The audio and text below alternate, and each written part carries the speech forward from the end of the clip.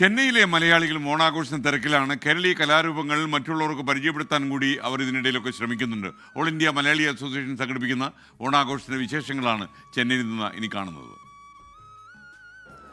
ചെന്നൈയിലെ മലയാളികളുടെ ഓണാഘോഷവും അങ്ങനെ കത്തിക്കയറുകയാണ്. പ്രധാനമായിട്ടും ഈ സംഘം നമുക്ക് വളരെ വേണ്ടപ്പെട്ടവരാണ്. എയിമയുടെ അംഗങ്ങളാണ്. All India Malayali association.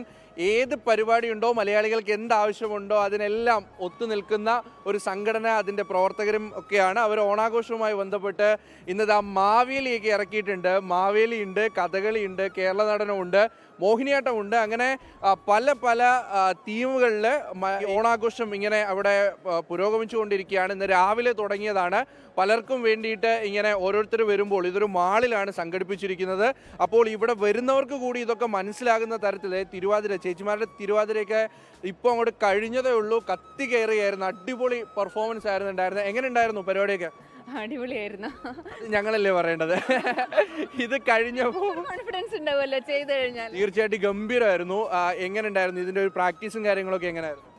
Practice ഞങ്ങൾ ഒരു 1 വീക്ക് പിന്നെ പല ഗ്രൂപ്പായിട്ടാണ് പ്രാക്ടീസ് ചെയ്ത്. ഓരോ ഏരിയയിലുള്ള ആൾക്കാർ അവരവരുടെ കൂടാൻ പറ്റുന്ന സ്ഥലത്ത് വെച്ച് ചെയ്തു, ബാക്കിയുള്ളവർ വേറെ സ്ഥലത്ത് വെച്ച് ചെയ്തു.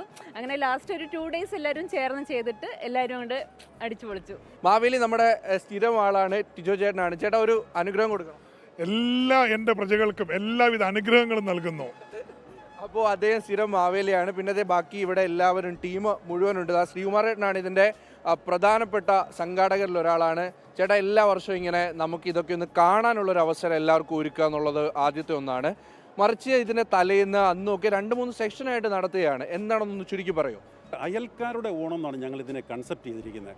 നമ്മുടെ കൂടെയുള്ള തമിഴ് സഹോദരന്മാർക്ക് വേണ്ടിയിട്ട് എങ്ങനെയാണ്, എന്തൊക്കെയാണ് ഓണം, ഓണത്തിൻ്റെ ഭാഗമായിട്ട് എന്തൊക്കെയാണ് കലാരൂപങ്ങൾ അവതരിപ്പിക്കുക, അത് അവരെ കാണിക്കാനുള്ളൊരു ശ്രമമായിരുന്നു ഞങ്ങൾ നടത്തിയിരുന്നത്. എന്തായാലും ആ ശ്രമം വിജയിച്ചു എന്ന് മാത്രമല്ല അത് ഗംഭീരമായി. കാരണം അത്രമാത്രം തിരക്കായിരുന്നു. ഓഡിയൻസ് ഒക്കെ ഇവിടെ ഉണ്ടായിരുന്നു.